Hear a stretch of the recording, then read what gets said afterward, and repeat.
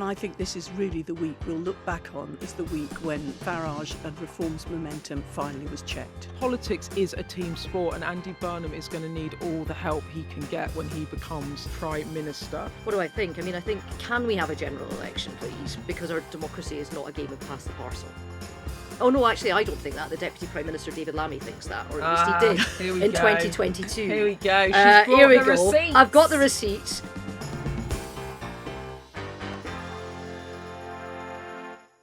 Hello and welcome to Electoral Dysfunction with me, Beth Rigby. Me, Ruth Davidson. And me, Harriet Harman. And it is Friday morning. The weekend cometh.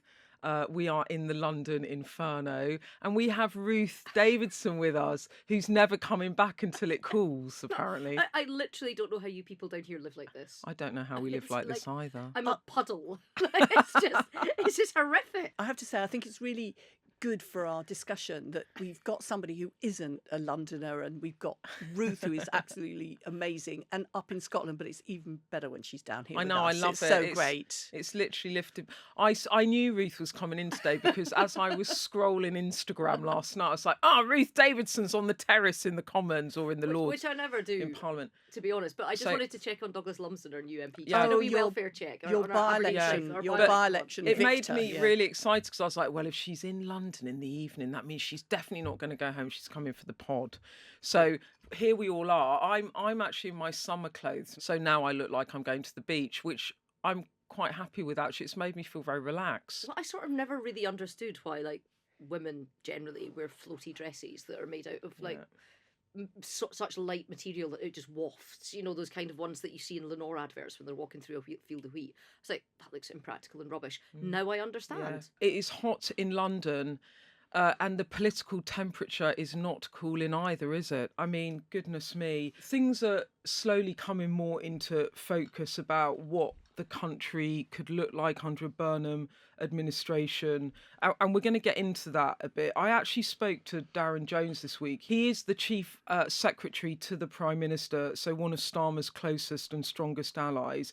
Now, he confirmed this week that he will not be challenging Andy Burnham for the Labour leadership. And of course, if Keir Starmer wasn't standing, and he made it clear he wouldn't, those that were still backing Starmer, if they had wanted a contest, and many did, Darren Jones would have been the guy, but he is not going to stand. And now what we're seeing is everyone's kind of trying to get behind Burnham, including Rachel Reeves, the Chancellor, who doesn't look like she's going to stay in number 11 in the Treasury, but probably wants to stay in Cabinet. But there's lots of talk about what's going on between her and Starmer, and we might get a bit into that in this episode. But we also want to look at what a Burnham Prime Minister would mean.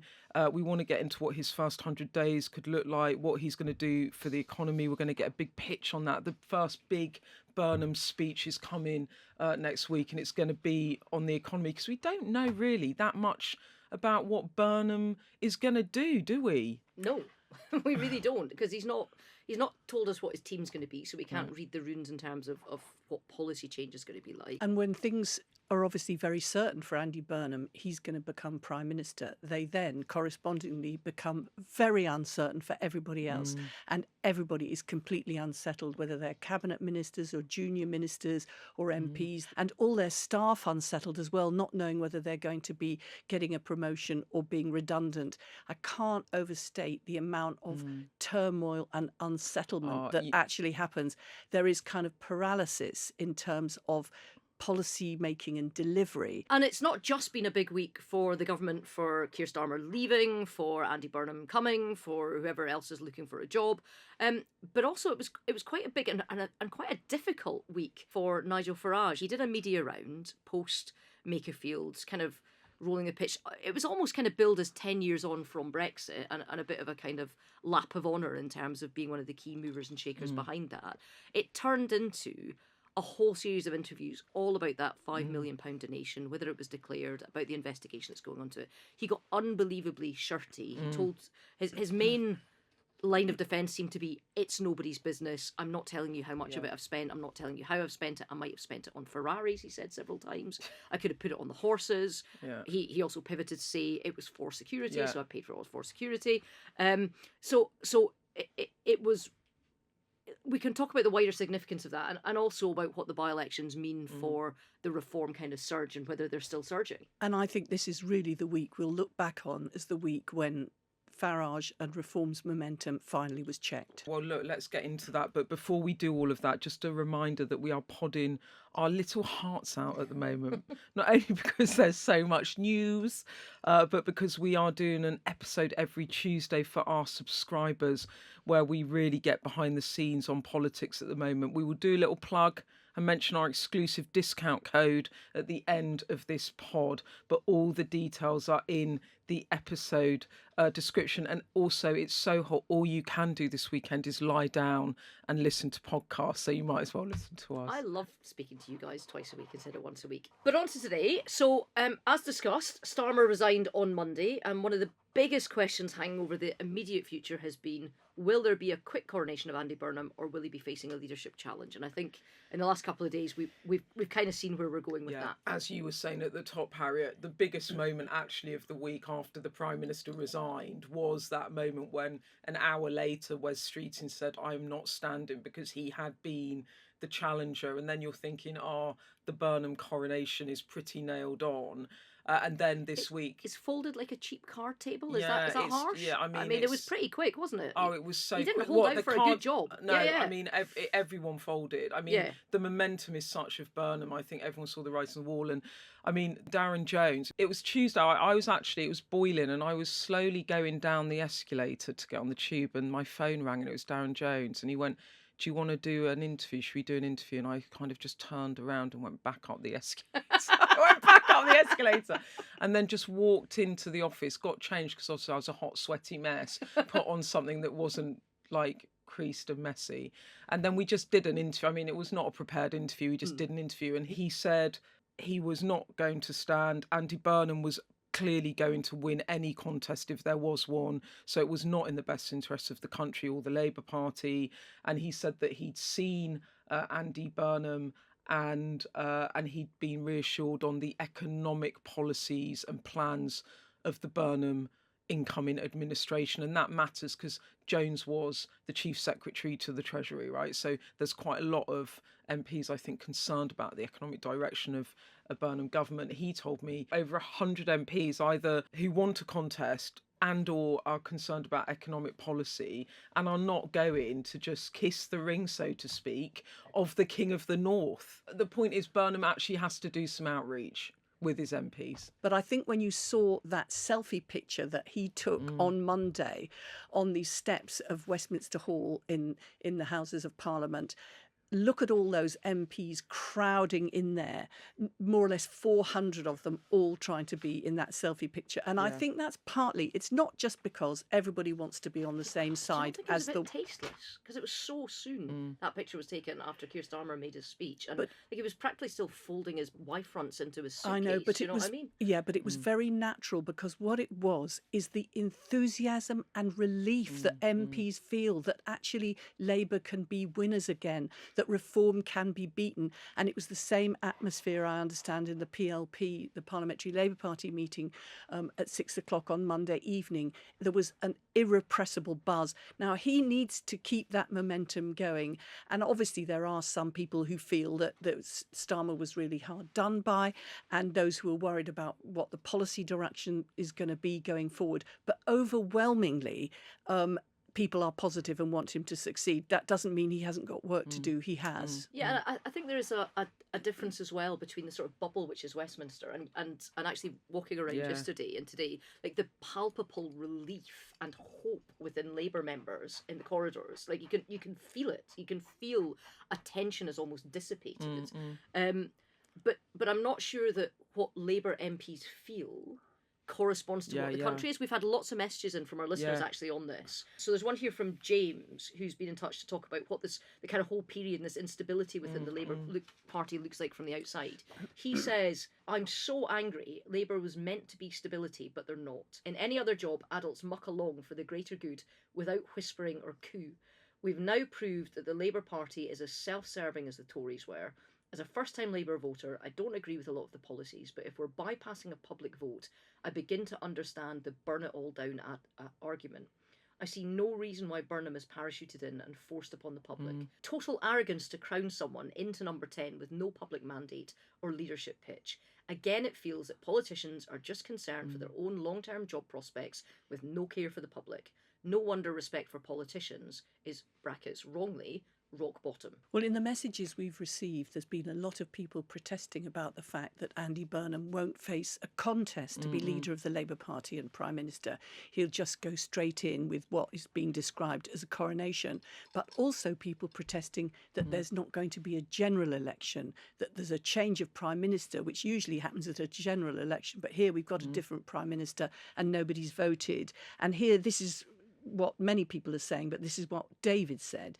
He says, if Burnham does end up with the keys to number 10 and does drastically want to change what Starmer has been doing, the right thing to do would be to call a general election. As much as I think this would be the worst thing possible, but to retain any credibility as a party, Burnham, if elected, should go to the country. I think David and James are vocalising a lot of what people have said to me, not people in the bubble, but people living their lives, which is the massive legitimacy issue. He might be loved in Greater Manchester, but the rest of the country don't really know who he is, what he is. He goes on and on about, I'm going to be a bit contrarian here, because obviously I'm biased, because my mum was from the constituency of Makefield, so I'm all there for it. But you know, he goes on and on about the North and the people of the North. He's going to be the Prime Minister of the United Kingdom. And it just feels a bit exclusionary to a lot of people. And people are like, who the hell are you? I mean, he's got a massive legitimacy issue, hasn't he? Well, in these circumstances, the party and the government are inevitably going to pay a price for two reasons. Firstly, because people don't want instability. And in fact, we promised that we wouldn't have instability. We promised that we wouldn't have a changing of prime ministers. That's what people didn't like under the previous Tory government. And we said we were going to be different. So that's the first price you pay. And the second price you pay is the legitimacy issue, which is here's this new person walking into number 10. Hey, nobody asked me. How did that happen? But those are things which Andy Burnham will have to overcome. So no snap election? I think there's downsides either way, but I think he's unlikely to call an immediate general election because he wants to get on with governing and he wants to keep that big majority. And all those members of parliament, many of them have been calling themselves in worried tones, I'm going to be one of those one-term MPs. They don't want to be a one-term MP, but they even less want to be a two-year term MP. I mean, Ruth, it's interesting because we did a PMQ's panel yesterday on Sky News and we had a Conservative MP on the panel and he was like, I don't want a snap election. And normally the opposition, if the government's in turmoil, go, woohoo, like let's just call for an election endlessly. But for the Conservatives, it's not in their interests at the moment, is it? What do I think? I mean, I think, can we have a general election, please? Because our democracy is not a game of pass the parcel. Oh, no, actually, I don't think that. The Deputy Prime Minister, David Lammy, thinks that. Or at least he did in 2022. Here we go. She's brought the receipts. I've got the receipts. Rishi Sunak's been crowned by Tory MPs. It's a coronation, not an election, says Angela Rayner, fuming. All without saying a single word about what he'd do as Prime Minister to address this crisis. He has no mandate. The British people have had no say. Hashtag general election now. Oh, here we go. Andy Burnham. I think this hashtag needs to be trending tonight, don't you? Hashtag general election now. So if it was sauce for the goose back in 2022, why is it not sauce for the gander now, Harriet? Why is the Labour Party not being massive hypocrites here? Well, I think it's what Beth said is that. I just think that it's not good to have things that you say in opposition and then you don't do in government. And this is one of those classic things. Funnily enough, you will not find anything you can read out from me on that. No, because you're eminently sensible. Well, on the one hand, when you're in opposition and you're leading in the opinion polls, you always want a general election. The Tories don't want a general election now because they're behind in the opinion polls. But it's not good to be saying one thing and doing another. But actually, above all, what needs to happen is Andy Burnham needs to be a successful Prime Minister to tackle the problems this country faces. I tell you, when And you they are think big. about what I know, he'll be savouring the win, but oh my God, what he's got coming at him. He doesn't look daunted, though, does he? Yeah, He looks as though he knows it's going to be a big. weeks. And he's, that little quip when he was actually taking the oath. You walk down, you take the oath, and somebody called out, a member of Parliament called out from the opposition, he's not the Messiah in that moment of silence after he'd taken the oath. And he called back, I'm just a naughty boy. Do you remember from the Life of Brian? But you have to be very relaxed to actually be able to quip that. So that tells me he is quite comfortable in the role. Yes, and look, we've talked a bit about Burnham needing to ratchet up some sorts of achievements. If he's run a Makerfield by-election saying that he wants to bring change and finally deliver for people in a way that Labour hasn't done, he's going to have to come in, and he's got this quite difficult dance of trying to stay within the confines of a manifesto so he doesn't break the Labour manifesto with the public, but also be radical enough to signal to the public that he is a change Prime Minister, because there was one other person that talked a lot about being a change Prime Minister, and that was Keir Starmer, and look how it's ended for him. Darren Jones obviously went to talk to him about the economy, and he did say in this interview with me that he thought that Andy Burnham might borrow a little bit more to invest in specific projects, but only in the fiscal rules. Harriet, what do you see? Because I imagine you've been hitting your phone and talking to a lot of people, because the amount of chatter in the Labour Party about what might Burnham do is off the charts. There's loads of people that don't really know, but I imagine you are probably someone, well, I know you are someone that's well informed because you know everyone and they all worked for you. I mean, what do you want to see in Burnham's first 100 days? Well, I think the first thing is he's going to need to make those first 100 days count. And you'll remember that there was a lot of criticism of Keir Starmer is that he didn't seem to have a first 100-day plan. Yes. I think he could do something which is both business friendly, but also shows the real concern there is around the country of young people who are not getting first jobs, not getting training and education. Right. And so, I mean, one of the things he could do is an emergency package for young people where he could, for example, take the national employers' national insurance contributions down just for the hospitality sector. Yeah. That would enable, because that's a big employer of young people, that both looks business friendly, but it also could be a response to the Alan Milburn report, which is to actually help the labour market be more friendly to young people. I think he should do something about the nature of politics, cleaning up politics. I think a bill which actually stops donations, of huge donations, which actually bans crypto donations, which are very difficult to trace, so you can't tell when people are sending in money to this country from abroad. So a bill on cleaning up politics would be a good thing to do right now, and would certainly undermine Nigel Farage, who's doing the opposite of cleaning up politics, and also the structures of the country. And here, one of the things I think would be emblematic, quite symbolic and good, would be to do some proper Lords reform, which is about less privilege, more scrutiny.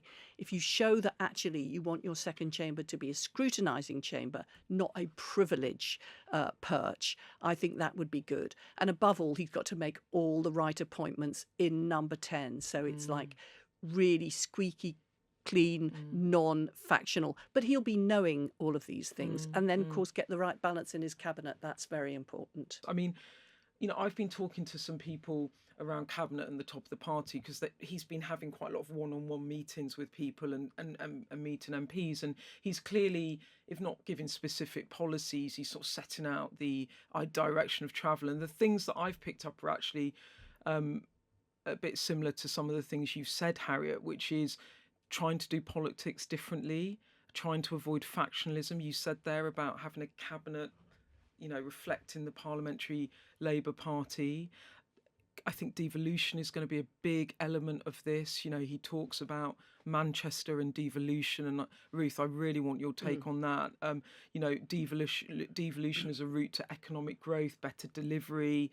So I think there might be spending policy machinery of government changes that tilt in that direction. So I think there's sort of my kind of checklist will be devolution, and then cleaning up politics, as you said. Let's do politics differently because it's not working for people. And then what I'm less clear on is the public policy side of things. And I think what I'm really looking to is this economy speech next week, where he will, I imagine, talk about economic growth and the levers he wants to pull to really begin to deliver economic growth so it rewards people around the country in those communities, like the constituency of Makerfield that he keeps talking about, are being left behind. There's a lot riding on this speech, and I Yeah. feel a bit anxious about it. Do you remember after the Makerfield by-election, and Keir Starmer said, I'm going to make a really big speech on Monday and it's going to sort everything out? I always feel anxious when there's too much pressure on that. But talking about Scotland and Wales, he's going to have to, straight away after he becomes Prime Minister, after he comes back from the palace, he's got to very quickly go to Scotland and Wales. He's not just the Prime Minister for Manchester, he's the Prime Minister for Scotland, Wales, the whole of England and Northern some of the Ireland. concern around people in cabinet, etc., that have talked to Burnham is that because of the speed of the handover, so there was an expectation, I think, in Team Burnham that they would have a longer transition, but Starmer set the timetable so it's if there's no contest in 3 weeks. So he's literally getting into office and he's having to build the team in the middle of it and the policy. And I mean, someone said to me, in terms of public policy, they're not sure how much thought has gone into things beyond this economy speech. I mean, he has started access talks now, which will be helpful in terms of, having talks with officials. To explain that, Yeah. So this more naturally happens on the run-up to an election, and all the party leaders that will be competing that election that could conceivably become Prime Minister, even if they're polling way below and all the somebody cabinet else, ministers. and the cabinet ministers, all get access to senior civil servants to be talked through, basically to lift the bonnet of the car and see what's actually happening in the country in the departments that they would take over. And it gives the officials an idea of what's coming. So it works both ways, to be helpful both to the political side of things, but also to the machinery of state, which is the permanent machinery of state, if there's going to be a change. But can I give you some advice for Andy Burnham? Because I think what you've said, there's a couple of things I want to pick up on. We have seen from Keir Starmer that governing is hard, right? And he had 5 years to prepare for government and pretty much fluffed his first 100 days. So asking Andy Burnham to get ready for government in 3 weeks is enormous. It's an enormous task. So I think in terms of, and he's faced with the exact same problems that Keir Starmer has. Like, these are difficult times. There's no money. So in terms of things that he could do that would either give him headroom or give him money or be net neutral and show forward momentum, but would give him headroom to pay for the stuff that he wants to do, I think there's a few things he could do. So he could immediately ditch the Chagos Island deal. Public hates it. It costs money. So that saves you money. You can frame it within the security arguments going on right now in the military investment. So that's something that could be done to save money. The North Sea, re-give the consents for the Jackdaw and Rosebank fields. It shows a split with the kind of ideology at the Energy Department under Ed Miliband. It gives you greater revenue. It also signals to oil and gas that it is worth continuing to invest, because they're pulling people out at the moment. Actually, it would keep more money there, so that gives you more money. Big expensive things that you can kick down the road. Social care is the third rail of politics in the States. It's becoming the third rail here, so that's looking after people as they age in an ageing population. Get a royal commission in train, tie the Tories into it, show that you're different, like that you're reaching out, that you want to have a national conversation about this. And also the authenticity, the English devolution that you're talking about, that's net revenue neutral over time, but it also answers some of the questions about why the country feels like politicians don't understand them and they're so remote. So put more powers closer to people. You can do all of that in your first 100 days without costing you a penny, really. Yeah, I mean, I really think that there will be something on cost of living and something to kind of a real retail offer to show people that he hears them, that life is hard. I think there'll be stuff on devolution, and I think there'll be stuff on cleaning up politics. I mean, what about and bringing forward the Louise Casey review on social care. Yes. Because I think people felt that the Yeah. timetable was quite long. So if And he's bringing very it forward, and he's spoken He's a committed lot. personally to social care. Yes, he has. Yeah. Also, the other thing I'm watching out for, and I think we might get more of this in this economy speech next week, is he went on and on, didn't he, about not necessarily public ownership, but public oversight and control of important critical infrastructure. And he talked a lot about Manchester and the buses and the council taking over the contracts of the buses so that there was a proper service and fares were capped. he's got to show he's got what his priorities are, that he's different, Yeah. and that he listens. But I think that there's only a limited appetite for people talking about their position and what they might be going to do Yeah. much further on down the Yeah. line. That's why I think this thing about national insurance contributions is so key. I mean, Yeah. it raised something like £24 billion. He can't give all that back and say, OK, we got it wrong. We're going to give back, employers Yeah. the full national insurance. We're going to change that. But actually, he could pick a sector, Yes. which is a big employer of young people, and say, I'm going to sort that thing out. So I wouldn't suggest there would be a blanket reduction reinstating the position that there was, but actually you could do a sectoral thing. But But what's my main interesting point about is just hospitality and retail is that it can't be replaced largely by AI. So this area that takes young people in. exactly. So it's not like entry office okay. jobs, which Yeah. can be, but you physically need people to work in restaurants and bars and all the rest of it. Yeah, but my main point is that he's got to have some things which are actually doing things, mean, not just talking about also- things. These are the things I'm going to do right away. Also, in the Makerfield by-election campaign, he did talk about cutting business rates for pubs. And the argument was that it was about high streets, it was about communities, it was a place where people come together. I was at an event last night, which was a pub association event, and Louise Haigh, who is obviously his right-hand woman, who is expected to become take the Duchy of Lancaster role in government, and that basically is when you run the cabinet office. So you literally run. You're the person, like you're the COO, the chief operating officer, sort of running the machinery of government. She came to this event and talked a lot about trying to help pubs and communities and businesses, and they're the heart of communities. Like pubs are the heart of communities and they need to be supported. And it's so interesting, Harriet, you're talking now about cutting national insurance for the hospitality sector because that helps young people, but that also dovetails into what he's already talked about, which is trying to build communities and support businesses that matter to people in the places that they live, because actually, and we all know this, and it doesn't get talked about as much in Westminster, but the kind of slow death of high streets and towns and communities does add to this feeling of being left behind. But look. So It's a shame I'm not in the running but- for the Chancellor, isn't it? I Really? mean, It's such a you'd make good a idea. great Chancellor. I think we should float that one. We could make it the truth just by saying it a lot. Yeah, That's manifesting it, the young people call it. manifesting. But let's get on to the cabinet, because who is going to be in the top team? The kind of cabinet bingo is just the balls are flying around at the moment about who's in, who's out, who's up, who's down. But I mean, what did happen this week was he did appoint a chief of staff called James Purnell. And I know for all of you out there, you're like, no idea, all these backroom boys and girls. But Purnell, we don't want to dwell on it really, because it is the sort of The coup that never was Purnell, wasn't it? Yeah, but it's also the sort of weeds of Yeah. it's kind of the stuff that turns Westminster on, but the rest of the world is like, yeah, whatever. But Purnell is interesting because he was a cabinet minister. He's really close to Burnham. I know him actually a little bit from when he worked at the BBC, because he left government when he was a mere cub. Wasn't he like he came into politics at 31, exited at about 40, went off and had a massive job at the BBC. Then he went into, I think he ran a university or something. University of the Arts in London. Oh, you know more than me. Then he did that. And then he went and did a massive PR-y job in a big corporate global firm.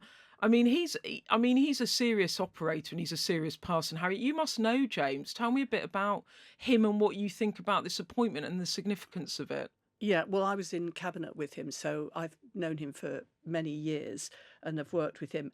I think the most important thing for the person who's running number 10 to be doing is to get a really excellent team of good people in order to be able to deliver for the Yes. Prime Minister and to be on the same page as the Prime Minister.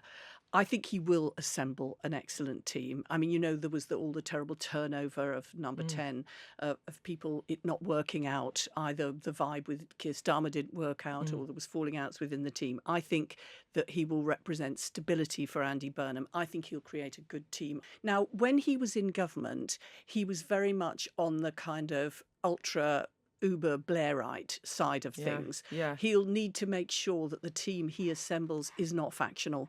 I think, after what happened with Labour Together and Morgan McSweeney, Yeah. I think there is no appetite in the Parliamentary But- Labour Party for factionalism. And I think, to be fair, that is not Andy Burnham's style either. What have you heard, Harriet? There's all this chat that David Miliband is being brought back potentially. Well, I feel a bit anxious talking about this because, somebody who I massively admire is Yvette Cooper, and she is currently Foreign Secretary. Yes, and would like to remain so. And as I therefore, understand it's a bit terrible talking about her job as if she's not existing. But there has been that rumour that Andy Burnham might bring David Miliband back from New York, Yes. where he currently is with the International Rescue Committee, put him in the House of Lords and make him Foreign Secretary. And of course, the last time we had a Foreign Secretary in the House of Lords with David Cameron, and he did a pretty good job there. David Miliband, the last time that he was Foreign Secretary, when he was in the Commons, was very well thought of. Yes.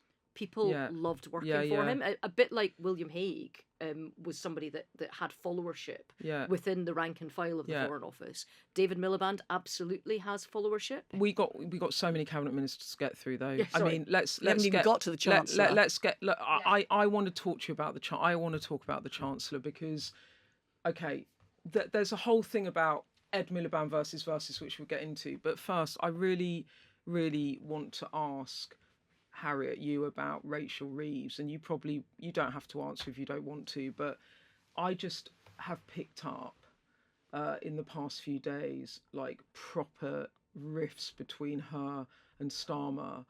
There has been a lot of talk, and Badenoch raised it and embarrassed both of them. It was excruciating in the Commons on Wednesday that Rachel Reeves did not stand outside of her own house, number 11, with other members of staff and cabinet ministers that were loyal to Starmer when he stood down on Monday, but she did turn up for the selfie with Andy Burnham. It has been noted, and it was used as an attack on both her and Keir Starmer at Prime Minister's questions.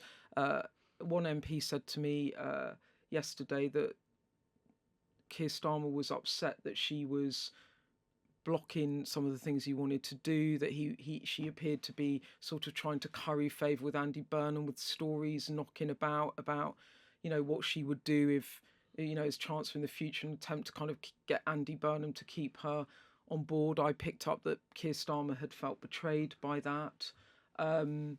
Someone told me that she was asked not to stand outside of number 10. Now, I have to say, because I do always check things out, I don't just take it, because obviously there's always two sides to a story. I was told by people around her that these things were not true. They haven't fallen out. They've spoken in the past few days. Don't read anything into her not being outside number 11, that it was a difficult day for a lot of people, but it's been over-interpreted. And Have they given a reason as to why she wasn't there? Because No, I've not heard. All I've been told that it was a difficult day. She might have been very upset. I don't know. And obviously Keir Starmer publicly backed her in the Commons. He publicly backed her, but there's something. I think they've fallen out. Harriet, do you want to shed any light on that, or do you not want to? And you don't have to. I honestly don't know what happened about why she didn't stand outside her house to see off Keir Starmer when he was doing his final speech in the podium saying he was going to resign, and she didn't stand outside number 11 when he was doing that outside number 10, but that she did a short while later go and be in the selfie with Andy Burnham. And I don't know about that. But I do know that she does really feel, and I think she's entitled to feel, that she was part of paving the way for Labour to get into government. I think that the business side of things, the financial sector, being confident that she would be a competent, prudent chancellor, she played a really key role alongside Keir Starmer. And also I know that she wants to stay on because she feels she has brought stability. The economy is starting to turn around. But we've all heard the reports that actually Andy Burnham is going to have a new chancellor, and he needs to have somebody who is absolutely Harriet, on the same page as him. What you just said is really interesting to me. She wants to stay as chancellor, and because Starmer's going, she can't. I think it's really hard for anybody in Labour that's seeking to lead Labour to think that Rachel Reeves is a net asset in terms of reputation. Well, no, she's not going to be. That might not be fair, but I think it is true in terms of what her she's poll not going to be ratings able are. to stay. Look, I mean, she's obviously not going to be able to stay on as chancellor. She might have another role in cabinet, but she's always wanted to be chancellor. So whether she would take a lesser role, I mean, I don't know. But what is really clear is there's an almighty discussion, debate, row, call it what you want, in Labour at the moment about whether or not Ed Miliband should be Andy Burnham's chancellor, with genuine splits over this. I mean, I can tell you what I can tell you what I've picked up, which is Ed Miliband's clearly gunning to do it. He has experience in the Treasury. He clearly wants the role. He's been advising Andy Burnham on economic policy and is kind of plugged in. Andy Burnham and Ed Miliband are very aligned. And Ed Miliband is someone that is quite a radical politician that bangs heads together and gets things done. I've also picked up, however, that there are some around Andy Burnham in his inner core of people advising him, MPs advising him, that are concerned about an Ed Miliband in number 11 because the markets are not sure. In fact, the markets don't seem to like it very much. Business absolutely does not like it. And I think there are also some people that think it will give Ed Miliband too much power, and that actually he could become a chancellor that drives division. You know, it could be a kind of Gordon Blair setup where someone very powerful goes into the Treasury and then causes Burnham difficulties. For what it's worth, I personally think that for Burnham, whoever he picks, this idea that it's going to be like a Wes Streeting character, he's got to pick someone that is his person, that he is aligned with politically, and that they're on the same journey. And someone like Wes, I just cannot see Andy Burnham going, you know, that guy that was about to challenge me that I don't know that well, who's not really on my wing of the party, I'll just make him my chancellor. I just don't think that is. I just don't think that's. For 5 minutes before I went I don't think it's credible, Manchester, and I actually put that to someone very close to Andy Burnham, and they agreed with me. I mean, Harriet, you know, Ed worked for you. You know Ed inside out. What do you think about the idea of Ed being chancellor? Is it a good idea? Is it a bad idea? Is it a workable idea?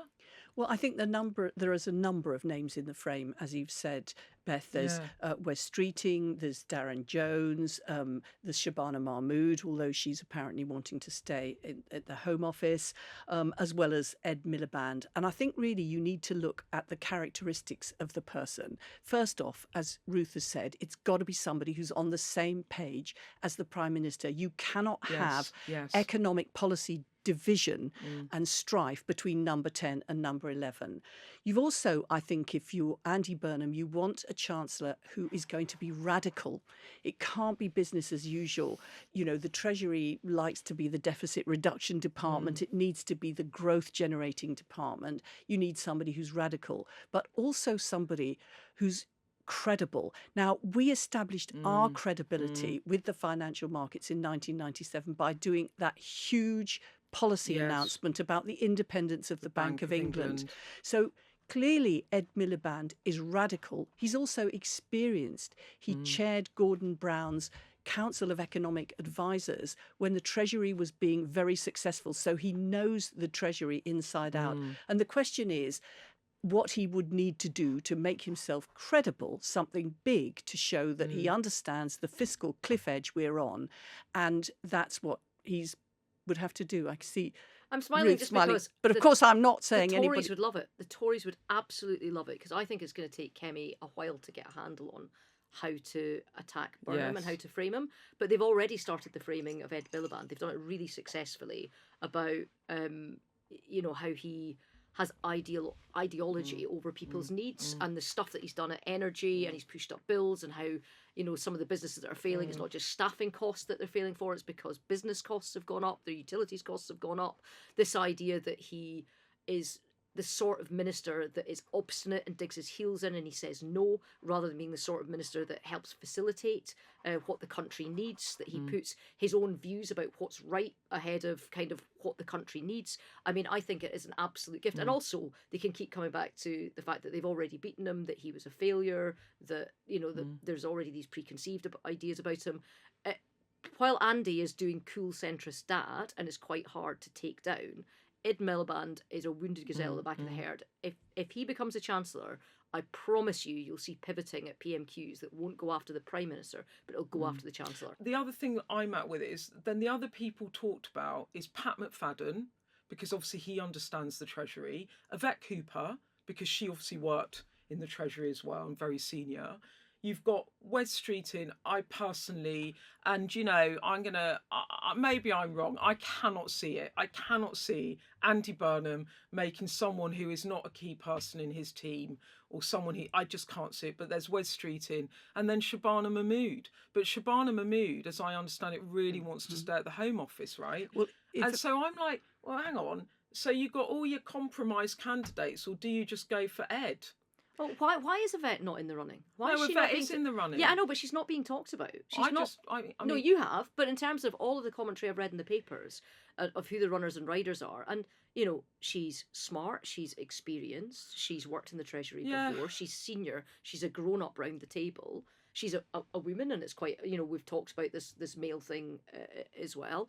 There would also be a delicious irony in Yvette Cooper actually becoming Chancellor when Ed Balls never did. She just gets to go home all the time and go, you were the Shadow Chancellor, I'm the boss. Yeah, exactly. It's worth it just for that. I think let's just do it for that. I think the fact that she hasn't been talked about doesn't mean that she isn't a candidate. The strongest candidates I can see are Yvette and Ed Miliband, not Pat McFadden. Okay. If I had to put you on the spot and I was going to give you £50 to get the correct answer.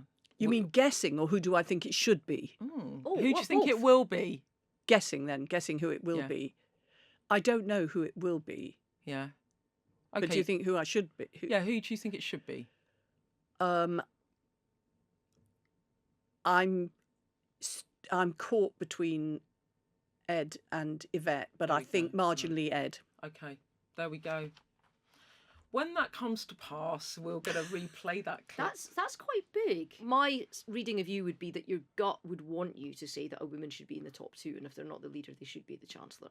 And you were so sisterly towards Rachel Reeves getting the job and some of the criticism she faced in the job, that for you to pick Ed over Yvette, I actually think is quite significant. Look, we've done a run through the cabinet. As I said, nothing is decided. It's all up for discussion, and it could go in many different ways. Also, James Parnell is now in, and he will want a say in all of that as Chief of Staff. But it is a fascinating discussion, and it matters. Of course, it matters who's going to take the top jobs, because politics is a team sport, and Andy Burnham is going to need all the help he can get when he becomes Prime Minister, subject to a leadership contest, that is. Well, also this week, away from all the machinations of who might be in the fantasy cabinet of Andy Burnham, we might have seen a bit of a turn of events that could prove quite beneficial for the potentially new Prime Minister. And God knows you've got to love a lucky general to come in.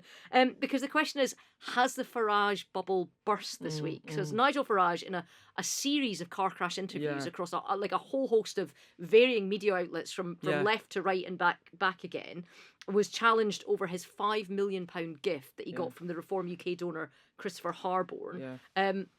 He got really tetchy, really shirty, really pugnacious, punching back. He changed his story several times.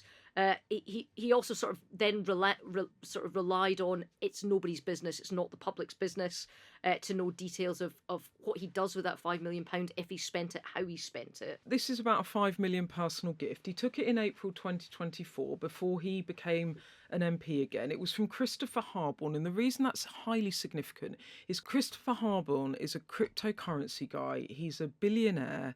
He lives in Thailand. He does not live in the UK, and he is a massive donor to reform. And in previous incarnations of Farage's various other parties, be that Brexit or UKIP, Harborne has been a donor, and he gave him a £5 million personal donation, as Farage put it, before Farage entered the general election campaign. But the gift was not disclosed. It emerged in 2026, and it's triggered questions about whether he has broken parliamentary rules, because if you are in any doubt about a donation, the advice is that you declare it. And now he is really in hot water over this. He's been investigated by the Parliamentary Commissioner for Standards in whether he breached MPs' disclosure requirements. He's given various explanations for the money. First, he said it was for his personal security. Then he said it was a reward for Brexit campaigning. And now he's stressed it was an unconditional gift and it's nobody's business what he spends it on. And he is really struggling to explain this away. It won't go away. He's avoided interviews. I did one interview with him on the day of the local elections where he got very shirty with me. He kind of disappeared. And every time now he does a media round, he's getting pressed on it. I mean, it's a pretty sticky situation that he's in, isn't it? It is, and it comes at a time when the electoral momentum for reform is also appearing to be stalling. So although they're riding high in the opinion polls still, it seems to have tailed off. And also they've lost the by-election in the last few months in Wales, in Scotland, and 2 in England. So on the one hand, they don't look like the all-conquering winners anymore. And this problem for Farage of having taken £5 million from this crypto billionaire and kept it secret, because the whole point is that the public need to know who is paying their MPs. So if they make a speech or if they ask a question, is it because they've taken money from somebody to do that? Yes. And that's why there are very strict rules about transparency. Now, he didn't declare this donation when he became an MP. And once it was discovered and put in the public domain, what he should have done is he should have said, well, it was before I became an MP. I know the rules are that you've got to declare things that you've received within 12 months of becoming an MP, but I didn't really realise, and I didn't really think it was political donation. I thought it was personal. But since you're now telling me I should register it, I will register it right away. I'll get advice whether I should register it. I'll register it right away. And I'm really sorry. And I will stick to the letter of the rules thereafter. But instead, he is fighting the system. And you know what it's like? If somebody's in the dock in a magistrate's court and they say, I didn't do it, but it's proved they did do it. If they then say, well, I don't agree with these rules about stopping against theft anyway, they're going to get hammered by the magistrates. And I think that what the Committee on Standards will expect is not only for people to obey the rules, but you've got to respect the regime. You've got to say, yes, Parliament does need to make MPs transparent, and you've all got to buy into those rules. And what he is doing, therefore, is heading himself to a big clash with the Standards Committee. Now, if they decide that he should have registered, he didn't register, and that they're going to, and he doesn't apologise, and that he's going to be punished, they could say that he's going to have a penalty of more than 10 days suspension from the House of Commons. Now, that's significant. Tell us why that's significant, Harriet. If that is the case, then it's open for that will trigger is an opportunity for a petition in his constituency for them to call for a by-election. And at that point, if the by-election is triggered, Farage can stand in the by-election again. But can you envisage a situation where Andy Burnham is Prime Minister and there's a by-election in Nigel Farage's constituency where Nigel Farage is the candidate? I think this stuff about taking £5 million, £5 million is so much money for so much anybody, money. let alone people It's supporting so much reform. money. And I think Yeah. people don't like the idea of Yeah. somebody getting into politics to make themselves rich, taking money when they're supposed to be doing a public job. So the stakes could not be higher all round on this. Yeah, and I think you saw from his response that he probably knows that there's going to be a sanction coming. And I think one of the bits that's going to catch him out is that, yes, it says if anything received within 12 months of becoming an MP should be declared, but if it relates to your political activity. But it also goes on, and the exact wording is both the possible motive of the giver and the use to which the gift is to be put should be considered. And if there is any doubt, the benefit should be registered. Yeah. So I think if he, instead of digging in, had then gone and registered it as soon as it was raised and said, yeah, you keep doing your investigation, but I'll register it now. Because everyone knows about it, so there's no reason, but he will not do it. The way it emerged was journalists uncovered it. So it only turned up this year because someone got the information, and then he tried to get ahead of it and give an interview ahead of The Guardian breaking the story, saying, I was given this gift for my personal security. So it would never have come to light if it hadn't been for journalists revealing it. But why this week he got himself into trouble was he didn't stick to the line of it was for my personal security. He moved around and he said maybe it was a reward for Brexit because, you know, he liked all of the things I'd done in politics. I can spend it on Ferraris. There was no strings attached. I can do whatever I like with it.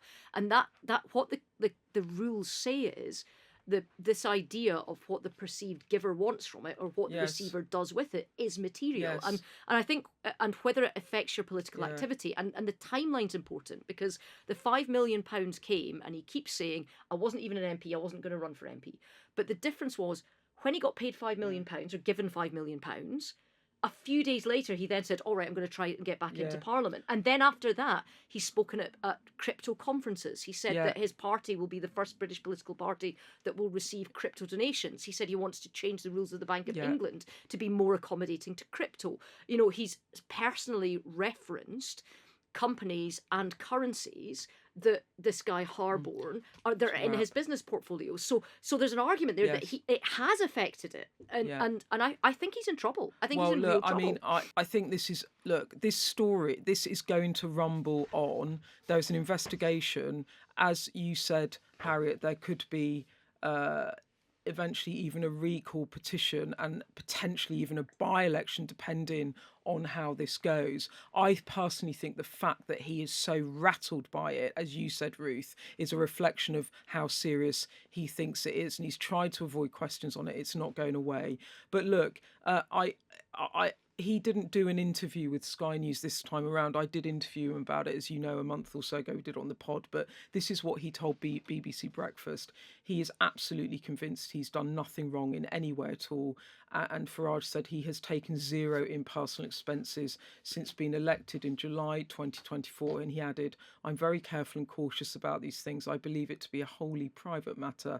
The Standards Commissioner may take a different view. So that is Nigel Farage's word on this, which, given that, you know, you've both been highly critical, it's only fair you've got to give him a right to reply. Absolutely. That's all for this week. We're going to be back next week with our subscribers only episode on Tuesday. You need to be a Sky News insider to hear it. All the details are in the episode description. And keep sending us your questions and messages. There's so much going on at the moment. We love hearing from you and what you have to say on all of this electoral dysfunction that we are covering. The number to WhatsApp is 07934 200 444, or email us at electoraldysfunction@sky.uk. And that's it for now. So goodbye. Goodbye. Goodbye.